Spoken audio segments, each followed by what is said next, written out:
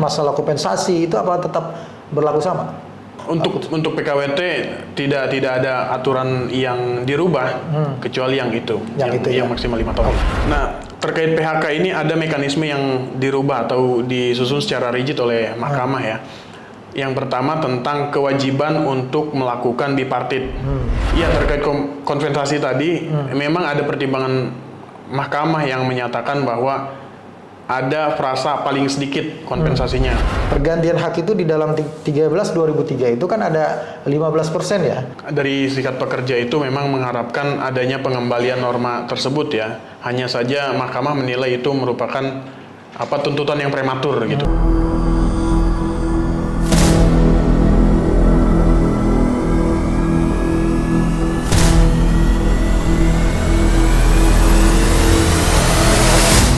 Bismillah, kita mulai. Assalamualaikum Bang Baihaqi, apa kabarnya?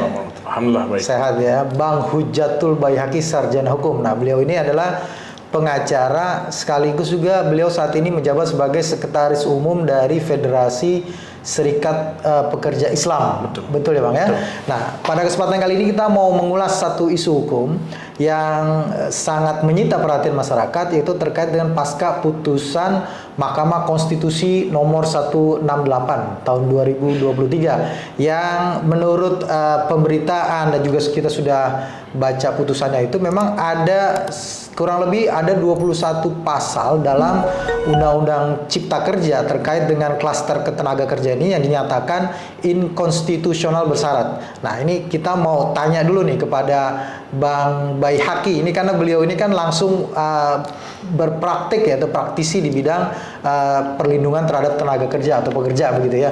Bang Baihaqi ya, Sekretaris Umum Serikat Pekerja Islam. Nah, pandangannya, pendapatnya, sikapnya seperti apa nih pasca putusan Mahkamah Konstitusi ini, Pak?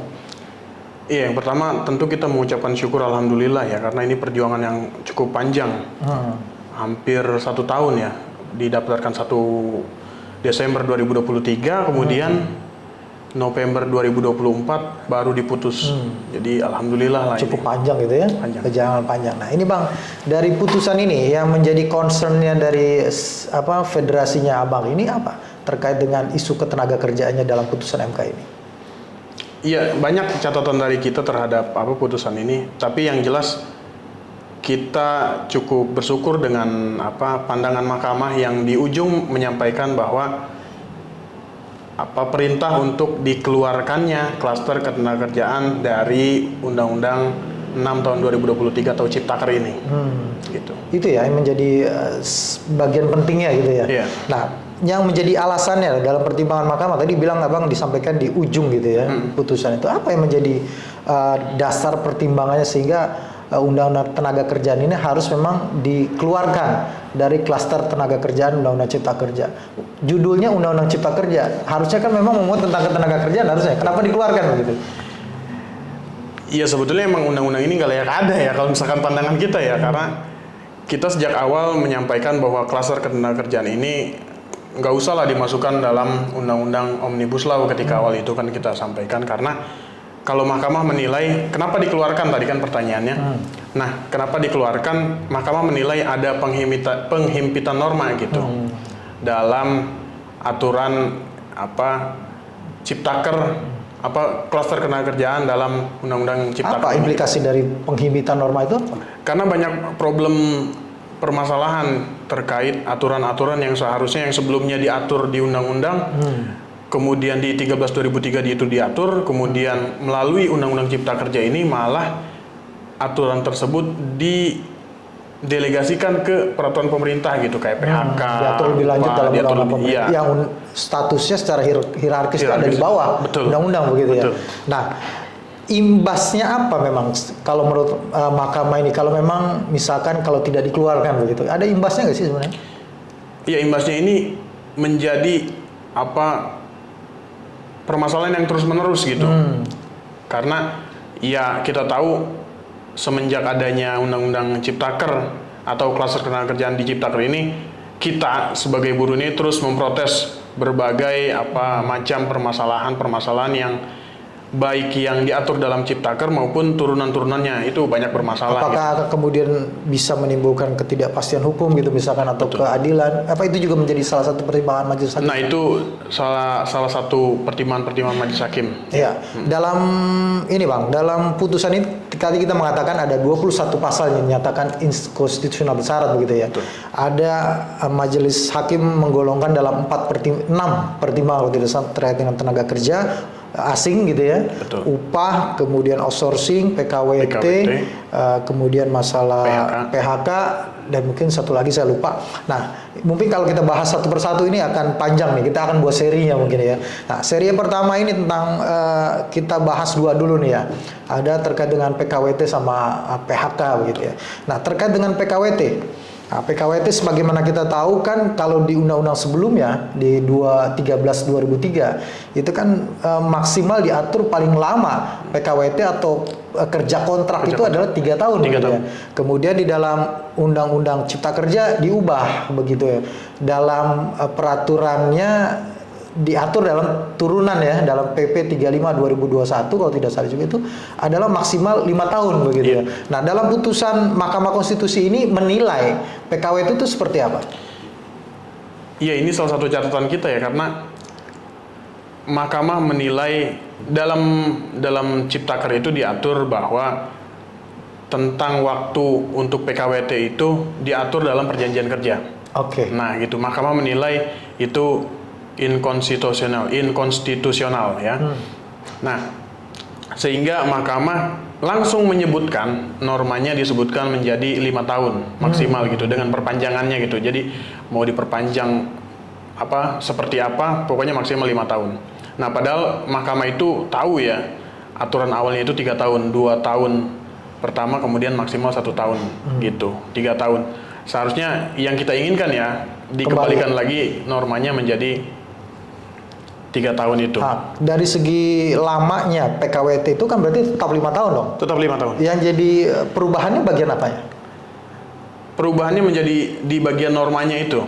Normanya. Jadi sebelumnya diatur dalam perjanjian kerja, kalau norma di Ciptaker itu, kemudian diatur dalam PP maksimal 5 tahun itu, namun Mahkamah menyebutkan secara eksplisit langsung inkonstitusional jika tidak diterjemahkan maksimal 5 tahun gitu. Oh, artinya Mahkamah ingin bahwa norma 5 tahun itu dimasukkan dalam pasal undang-undang gitu? Betul. Tidak lagi diatur dalam PP yang 35 2021 Ya, seperti itu? betul. Nah, itu ada lagi nggak terkait dengan PKWT? Mungkin terkait dengan yang lainnya masalah kompensasi itu apa tetap berlaku sama?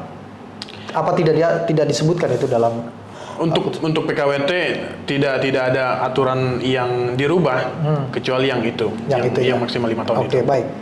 Yang kedua terkait dengan masalah PHK gitu. Apa yang menjadi pertimbangan Mahkamah Konstitusi terkait dengan masalah PHK ini? Nah, terkait PHK ini ada mekanisme yang dirubah atau disusun secara rigid oleh Mahkamah ya. Yang pertama tentang kewajiban untuk melakukan bipartit.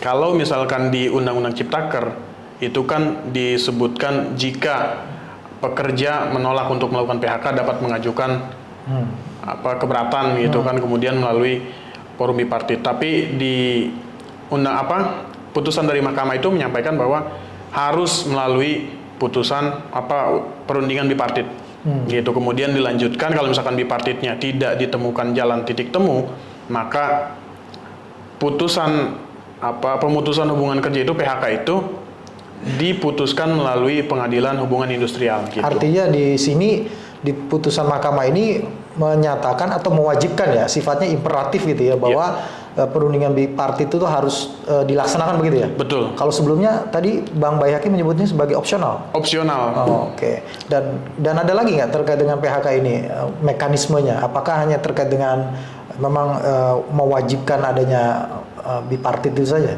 Dan itu kalau misalkan tidak didapati titik temu antara perusahaan dengan pekerja atau serikat pekerja, harus melalui putusan pengadilan. Berarti PHK itu baru putus gitu ya dengan putusan pengadilan gitu ya. Betul. Baik. Nah, terkait dengan imbas nih. Efek daripada PHK tentu kan ada hak gitu ya, kompensasi kalau buruh menyebutnya kompensasi. Betul. Nah, kompensasi terkait dengan masalah pesangon, penghargaan masa kerja, pergantian hak, apakah itu juga menjadi pertimbangan majelis? Iya, terkait kompensasi tadi, memang ada pertimbangan mahkamah yang menyatakan bahwa ada frasa paling sedikit kompensasinya menjadi apa disebutkan menjadi paling sedikit gitu. Paling sedikit gitu ya. Iya. Memang sebelumnya tidak disebutkan paling sedikit, bukankah kalau tidak salah di Undang-Undang 13 2003 itu juga menyebutkan paling sedikit ya? Iya, 13 2003 kemudian kan diatur dirubah di Ciptaker itu kemudian tidak ada frasa itu lagi. Frasa paling sedikit kemudian dimunculkan kembali oleh mahkamah frasa paling sedikit itu gitu. Oke, baik Bang. Itu terkait dengan itu. Kalau tidak salah ya, saya baca juga itu ada terkait dengan pergantian hak. Pergantian hak itu di dalam 13 2003 itu kan ada 15% ya. Pergantian hak itu dari pengobatan, perumahan ya gitu kalau tidak salah ya. Itu ada frase itu, kemudian di dalam Undang-Undang Ciptaker itu dihapuskan begitu ya. Nah, terkait dengan ini, apakah ini juga kemudian mahkamah mempertimbangkan itu, mengabulkan terkait dengan permohonan itu, Bang? Iya, terkait pertanyaan itu memang kita dari Serikat Pekerja itu memang mengharapkan adanya pengembalian norma tersebut ya. Hanya saja mahkamah menilai itu merupakan tuntutan yang prematur gitu. Jadi tidak dikabulkan. Tidak dikabulkan masalah itu. Oke, baik. Jadi masih ada beberapa lagi nih yang perlu kita sampaikan kepada masyarakat. Mungkin ini seri yang pertama. Nah, ini kalau ada pertanyaan, Federasi Serikat Pekerja Islam ini bisa kan nambah anggota baru dari tentu kami sangat terbuka untuk penambahan anggota baru untuk memperjuangkan hak buruh. Ya. Kalau ada yang mau konsultasi boleh ya? Boleh. Nanti kita akan, kalau ada yang bertanya nanti kita akan sampaikan kemana harus berkonsultasi dengan Federasi Serikat Pekerja Islam. Baik, terima kasih Bang Hujatul Baihaqi atas waktunya. Nanti kita lanjutkan ya. Siap. Jangan kemana-mana, kita lanjutkan. Masih ada beberapa isu hukum dalam putusan MK yang perlu kita sampaikan kepada masyarakat sebagai bagian edukasi ya Bang ya. Betul. Terima kasih sahabat Halo Pengacara yang sudah menyaksikan video ini sampai dengan selesai. Jangan lupa dukung terus Halo Pengacara, subscribe YouTube channel Halo Pengacara dan nyalakan loncengnya supaya terus mendapatkan notifikasi video-video terbaru dari Halo Pengacara. Terima kasih. Assalamualaikum warahmatullahi wabarakatuh.